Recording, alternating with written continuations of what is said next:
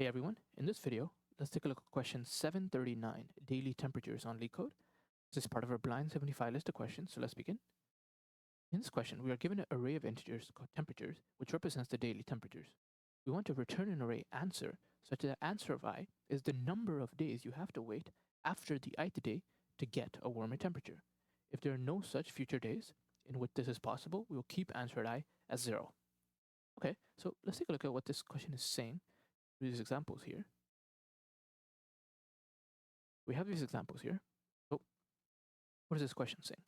So first of all, I will actually just order the days, right? So I will say something like this is day 1, day 2, 3, 4, 5, 6, 7, and 8, right? So these are our set of days. And so for 73, what is the next day that is warmer, right? Well, it would be this one, right? It would be 74. 74 is the next warmer day. And we can see that that's day 2 and we're day 1. So we all add in 1 to our answer. What about for 74? Well, again, it's like the next day, right? So it is 3 minus 2, which is 1. Now for 75, the next warmer day is actually this one, the day 76, right? Or the day that has temperature of 76, which is day 7. So we have 7 minus 3, which basically means that we have to wait 4 days. And you can basically go on. And then eventually, like you see, for 76, we actually don't have a warmer day. And same thing for temperature 73 at the last index here. We don't have a warmer day. And you can similarly follow the logic over here. You can see that our answer should be 1, 1, 1, and 0. And then similarly over here. Okay, so what does this question kind of remind me of? Well, if you think about what this question is saying, we want to basically find like the next warmer temperature, right? And if you think of this in terms of like a more generic problem, temperature, in order for it to be warmer, it has to be greater, right? It has to be like, we can say that temperature 6 is greater than 4, for example. So essentially what I'm being asked to do here is I'm being asked to find the next greater element, right? That's all this question is. I'm essentially just finding the next greater element. So for next greater element, for 73, it would be 74. 74, it's 75. For 75, it is 76, etc., right? I'm just being asked to find this, but instead of returning this, I'm returning like the difference here, like how many days, right? How many days this happened in. So we've actually already done a problem like this. We've already done the problem next greater temperature, or whatever it was called. Next, what did I call it? I forgot what I called it, but it was next greater temperature, something like that, right? So we've already done a question. Next greater element, that was the question. Next greater element 1. So it's exactly the same as that.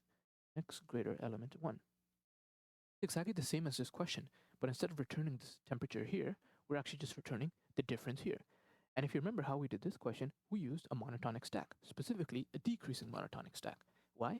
Because whenever you want to find the next greater, then you have to use a decreasing monotonic stack. If you want to find the next lower, then you have to use an increasing monotonic stack. So I'm not going to go through the entire monotonic stack logic again, but if you want to learn that, you can go to the next greater element, but I'll try to basically just summarize it as we're doing this problem here. But really, it's all the same. It's exactly the same. So why don't we go ahead and start off with the monotonic stack idea, and maybe we can start off by finding the next greater element, and then we can maybe modify our algorithm so that instead of our next greater element, we will return like the difference here, right? So maybe let's go ahead and we'll start off with the next greater element, and then we can modify it to return the difference. Okay. So I will just call this temps, right? Temperatures. It's a little long. So how might we go about doing this? Well, first thing we need to do, right, is we want to restore a result variable, and our result variable, we can just start it off as like an empty list, right? We don't need to do anything right now. Now, what do we want? Well, we need to go through our temps array, right? So for I in range, 0 to length of temps, and we also need our stack here. So we will have our stack. This is our decreasing monotonic stack. So now what? Well, now we need to determine if I can pop elements off the stack, right? So that's the first thing we do. Either determine if we can pop, and then here, add to stack. Okay, so if we can pop, how can we determine if we can pop or not? Well, in order for us to pop from a decreasing monotonic stack, we must break the structure, right? We must have something where it's like 5 and 1, and then we try to add on something like a 3, which in this case is like breaking it because it would break the monoticity. So in this case, we can check while stack and stack at -1 is less than, or sorry, is less than the number we're just about to add, which is temps at I. If this is the case, then I can go ahead and pop from the stack. So I can do item is equal to stack.pop. So in this case, what we would be doing is we would be popping this 1 here. And then what does it tell me? It tells me once next greater element is 3. In this case, the day or the temperature that is the next greater one from the current temperature is 3.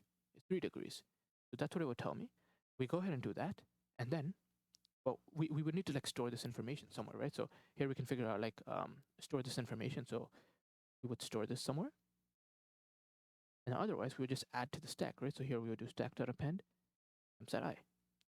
And so what we can actually just do here is we can actually just add this to our res. So we can do res.append. Well, what do we want to append? Well, we want to append like the answer.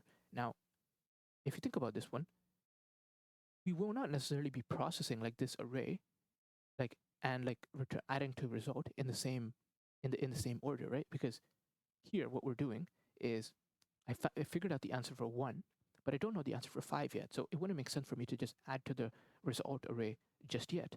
So maybe instead of actually adding the element, why don't we add the index? Because if we add the index, then what we could do is we could maybe set result. We started off at all zeros, right? Length of temps. Started off at all zeros. And then instead of adding temps at I, we can just add an I, which means this, instead of stack at -1, it would be stack at -1. So this will actually give me the index, right? And then I will figure out temps at this index. And then this item that I'm popping, it's actually not an item, it's more of an index. And then what I could do is I could do result at index is equal to, well, this item that I just popped, which is, or the item that I'm just about to add. So this will be temps at I. So let's take a look at what this does. And I will just print temps at I, or not temps at I, I'll print I'll print temps at result. I'm sorry, I'll print result in the very end. And then I can just return like an empty list like this. So let's take a look at what happens here. So maybe I shouldn't have run all the test cases. I'll just run the first one. But let me just run this first test case here. Okay, so you can see that we're actually getting the proper answer. The next greater element is 73, is 74, then a 74 is 75, then here it's 76, which is all the way here, etc. Now we're almost there, we're almost at the solution. But notice that we don't want to add in the next greater element, right? We want to add in the amount of days that it's been since this next greater element, right? And if you notice, because we have access to the index, we can actually very easily do this. Why? Well, if we have access to the index, then we know the index, like this index that we just popped, right? So we know the index that we just popped, and we know the current index also. So all we need to do now is we just need to store their difference. So instead of temps at I here, what I can do is I have this index here, and I know this index, it must be somewhere in the future, right? It must be one of the future days. What I can do is I can do index minus I, and that should be my answer. And I might actually have to do +1 here, depending on how they do their question. But let me just see. So I'll actually just run this example test case. Okay, so we get -1, -1, -4, -2. So we get the correct answer, but it looks like the order is different. And I made a mistake. I said that this is in the future. It's not. This is actually in the past, because this is what was just on the stack. So the future is actually this here, I.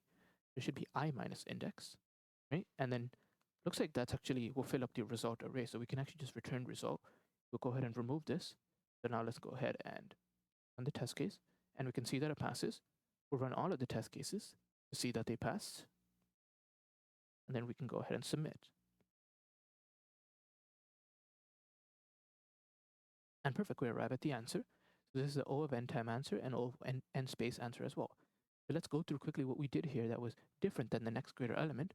Well, we had a couple of differences, right? First of all, we added the index instead of the item, right? So we added in the index. Why did we add in the index? Well, often it's actually easier to just add in the index, because from the index, you can figure out the element. You can also do like interesting things like figure out the difference like in daily temperatures, just as we did here. That was like one difference we did.